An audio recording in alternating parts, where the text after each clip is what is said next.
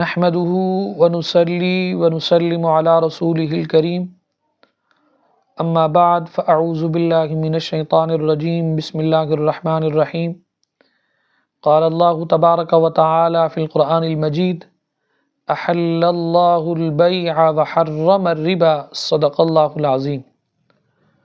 سامعین و ناظرین، آج کے درس کے اندر ایک اہم مسئلے کی وضاحت کرنا مقصود ہے، وہ یہ ہے موبائل ریچارج۔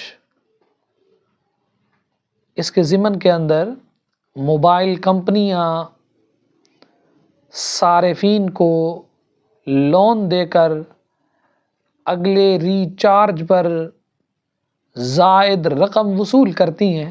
یہ جو زائد رقم وصول کی جاتی ہے، آیا کہ یہ سود تو کہیں نہیں ہے؟ یاد رکھیے، موبائل کمپنیوں کی جانب سے ملنے والی ایڈوانس رقم کی اگلے ریچارج یا ایزی لوڈ پر جو کٹوتی کی جاتی ہے، اگر اس میں اصل رقم ما سرکاری ٹیکس کے علاوہ سروس چارج بھی وصول کیا جائے تو اسے اجازت الخدمات کہتے ہیں، اور اگر یہ سروس چارجز متعین فکس ہیں تو یہ درست ہے۔ زیادہ بہتر صورت یہ ہے کہ یہ کمپنیاں اپنے واجبات، حکومتی ٹیکس اور اپنا سروس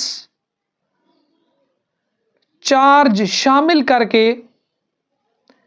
اپنے کلائنٹ یعنی گاہک کو بیع مؤجل کے طور پر فروخت کر دیں، اور اس سے یعنی کلائنٹ سے، گاہک سے ابتدائی میں اس کو آگاہی دیں، تو یہ جائز ہے۔ بیع مؤجل اسے کہتے ہیں کہ جس میں قیمت ادا کرنے کے بعد کی سہولت موجود ہو، یعنی بعد میں بھی پیسے دیے جا سکتے ہیں، فی الفور نہ دینے پڑیں، اسی لیے اس کو بیع مؤجل کہتے ہیں۔ لیکن یہ یاد رکھیے، جو موجودہ سسٹم ہے، کبھی کہیں سے کوئی ٹیکس کاٹ لیا جاتا ہے، کبھی کہیں سے کوئی ٹیکس کاٹ لیا جاتا ہے۔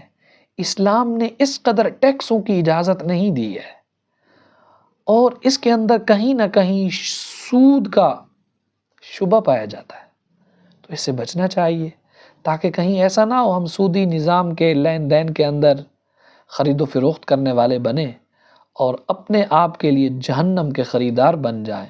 اللہ ہمیں بچنے کی توفیق عطا فرمائے۔